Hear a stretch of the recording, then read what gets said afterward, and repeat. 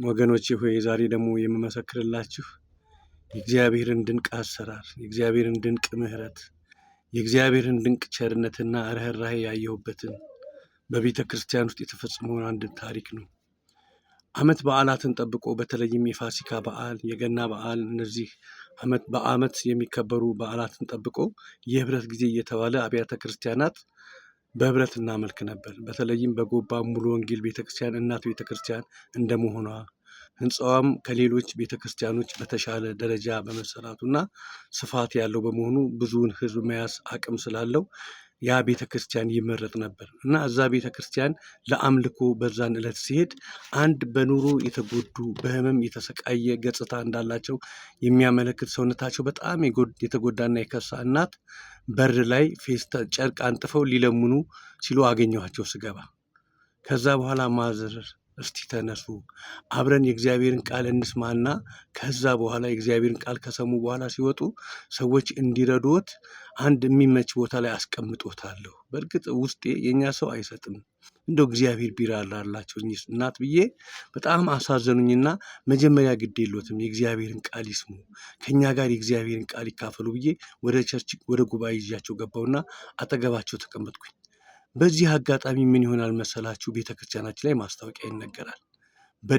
ከደቡብ ክልል የመጣች አንድ ሴት አለች። ልጇ ከልጆች ጋር ሲጫወት እንጨት ሲወረውር የጓደኛውን አንድ አይን ስላጠፋ በጣም ከፍተኛ የገንዘብ ካሳ ስለተጠየቀች ይሄው እኛ ጋር የድጋፍ ደብዳቤ ይዛ መጣለች እና በዚህ መሰረት ስትወጡ እያንዳንዳችሁ የሚቻላችሁን አድርጉ ተብሎ ማስታወቂያ ይነገራል። ወገኖች እኔም እንደወጣሁ እኛን የተቸገሩ የታመሙ እናት ፕሮግራሙ እንዳለቀ ይዣቸው ወጥቼ ሰው ሊያያቸው በሚችል ቦታ ላይ አስቀምጣቸዋለሁ።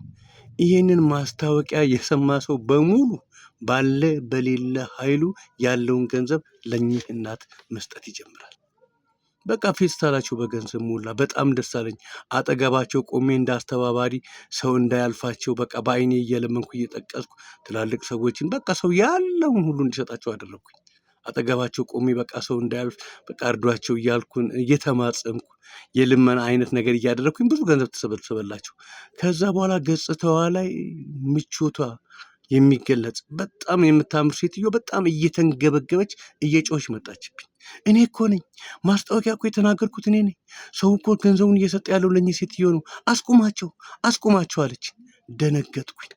ከዛ በኋላ ልክ ላስቆማቸው ስል አብርሃም አለማየሁ የሚባል መሰረተ ክርስቶስ ውስጥ መጋቢ የሆነ ፓስተር አብርሃም አለማየሁ የምንለው አንድ የተወደደ ወንድም አለ።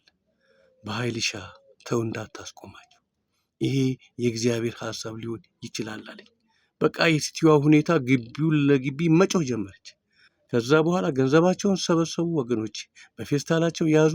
ሁኔታዋን ሳይ ተከትላ ልትቀማቸው ሁሉ እንደምትችል ስለገባኝ ከግቢ አስወጥቼ ይሸኘኋቸው።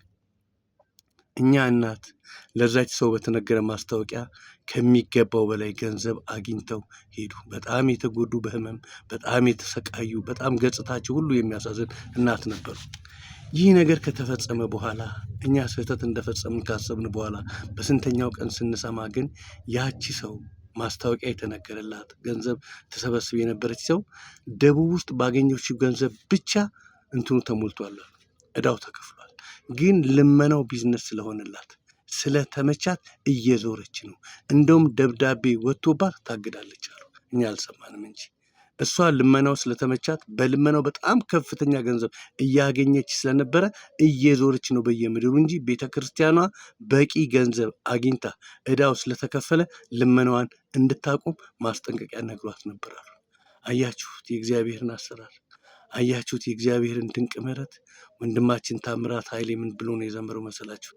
ጌታ ምስኪኖችን ይወዳል፣ ጎስቋሎችን ይወዳል። ሰው የጣለውን ያነሳል፣ የተረሳውን ያስታውሳል። አይኖቹ በምድር ሁሉ ያያሉ፣ አይኖቹ በምድር ሁሉ ያያሉ። የእግዚአብሔር ድንቅ አሰራር ወገኖቼ አይገርማችሁ? ማዳኑ፣ ምሕረቱ፣ ርኅራኄው፣ ቸርነቱ እጅግ አስደንቆኛልና ይህንን እንድትማሩበት ነው ይህን የምመሰክርላችሁ። ጌታ ይባርካችሁ።